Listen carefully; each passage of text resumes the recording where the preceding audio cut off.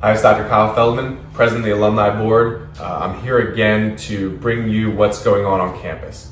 You've seen me from different areas of the university. What I want to do this time is bring you a legend at Shenandoah University, a coach who's the longest tenured coach, a guy who has a bright smile, bright personality. He loves what we do here. He has been a staple on this campus for so long. This is Coach Kevin Anderson. Kyle, thank you very much. Pleasure. Nice to have you. We always look for cool backdrops, but when you look behind us, let's just, can you show off a little bit what you have here? Well, I've really played a very small role in that. It's some of the accomplishments of our players on the field. We have a community service corner. Our players led the country in community service hours. We have our award winners. We have the ABCA Academic Award, which we're the only program that has won that for 7 consecutive years in the state of Virginia. Up on the screen, on our big screen, that's the 24 seniors that we had last year and what they're currently doing. So this is our home away from the field that our players break down video. We have meetings with recruits. My office is here, and it overlooks one of the best playing surfaces in all of college baseball. It's awesome. I'm trying to introduce alumni to what Shenandoah is like now. Some people knew about baseball, some people knew about traditions.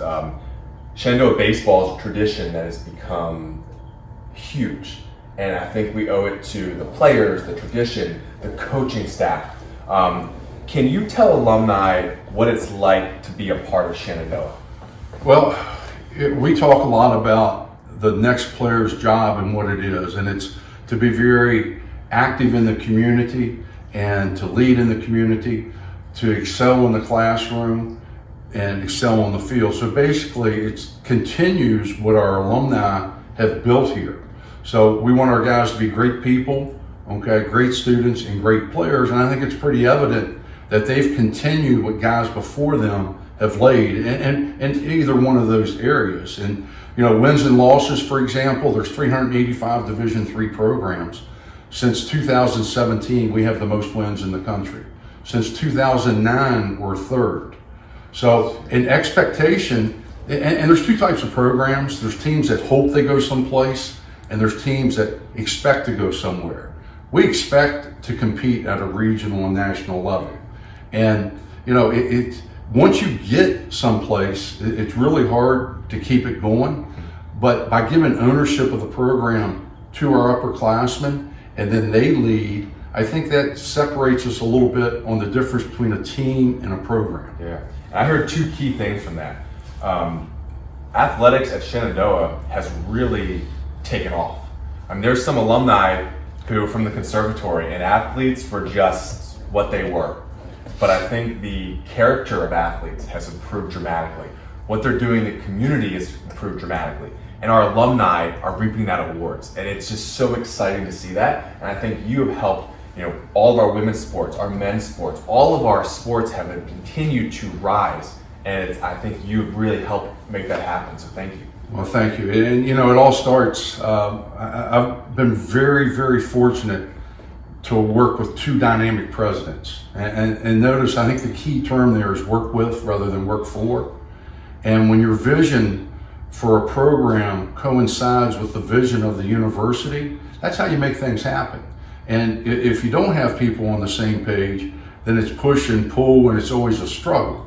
But fortunate for me, having worked for Dr. Davis or worked with Dr. Davis and now President Fitzsimmons, who has her fingerprint on things, and it's very clear and precise what her expectations are. So when our expectations are way up here as hers, that's how you have a match. It's awesome. The last thing I want to bring up, how do you feel alumni can help this university?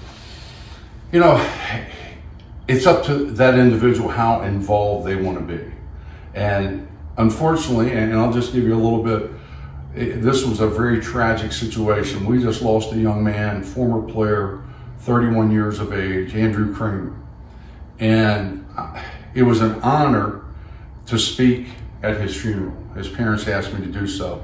And when I spoke, one whole side was either a baseball player, a former professor, an administrator, it's as close to a family as you can get. So it's a fraternity, but it's up to the individual how much they want to be involved.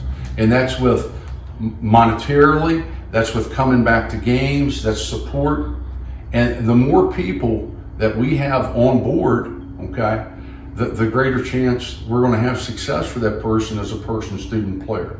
And just incidentally, to honor Andy, we're going to wear AC on his behalf on the back of our helmets. That's awesome. And it shows, a player leaves doesn't mean they're gone. They're still part of this, and everyone else comes back to that. You said faculty were there. You said, it is a family. And as alumni, we want you to know that you're a part of this, and you can be a part of it any way you want to, but you got to take that one step to be a part of it. And we want that from you. And we want that. Coaches want that. Players want that. The conservatory wants that. The people in the cafeteria want that. You come back, you be a part of it in any way you love. Whatever you loved on campus, whatever you love now, that's what you do. And the teams will love it. The success will continue to rise. And we're just so grateful. So thank you so much, Coach, for your time. Thank you.